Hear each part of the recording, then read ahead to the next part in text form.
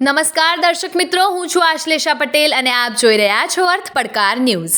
વિશ્વમંગલમ વિદ્યાલય ખાતે નિવૃત્તિ સન્માન સમારોહ.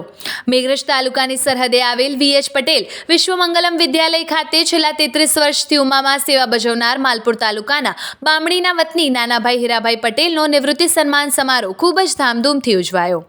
સમારંભના અધ્યક્ષ સ્થાને મોડાસા ખરીદ વેચાણ સંઘના ચેરમેન પંકજભાઈ પટેલ, મુખ્ય મહેમાન ડોક્ટર RG પટેલ, રાજ્ય એવોર્ડ વિજેતા દિલીપસિંહ રાઠોડ, અતિથિ વિશેષ તરીકે આ શાળાના પૂર્વ આચાર્ય KK પટેલ, અન્ય સંઘના હોદ્દેદારો, શિક્ષણાવિદ, સગા સંબંધીઓ, ગ્રામજનો, વાલીઓ, બાળકોની મોટી સંખ્યામાં ઉપસ્થિતિ હતી.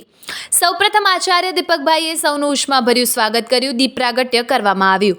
વિદાય લેનાર નાનજીભાઈ અને તેમના ધર્મપત્ની મધુબેન એક રૂમમાંથી સ્ટેજ સુધી આવ્યા ત્યારે ફૂલોનો વરસાદ વરસાવ્યો. તાલીઓના ગડગડાટથી સ્ટેજ ઉપર સ્થાન ગ્રહણ કર્યું. મંડળના મંત્રી હીરાલાલ અને પ્રમુખ ડાયાભાઈએ પ્રાસંગિક પ્રવચન કર્યું. ઉપસ્થિત મહાનુભાવોએ નાનાભાઈની સુંદર કામગીરીની ભરપેટ વખાણ કર્યા. સન્માનપત્રનું વાંચન સોનલબેને કર્યું.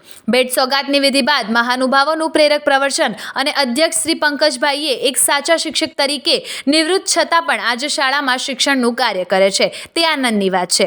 નાનાભાઈએ પ્રતિભાવમાં શાળાના સ્ટાફને કહ્યું કે આ મારી શાળા છે તે માટે હું કામ કરું છું તેવું જણાવ્યું. કાર્યક્રમનું સંચાલન વિજયભાઈએ કર્યું. સમગ્ર સ્ટાફ ખડે પગે ઉત્કૃષ્ટ કામગીરી બદલ આભાર વ્યક્ત કર્યો હતો. આભાર વિધિ વિજયભાઈએ કરી હતી. આવા જ અવનવા સમાચારો માટે જોતા રહો અર્થ પડકાર ન્યૂઝ. રિપોર્ટર રસિક પટેલ, અરવલ્લી.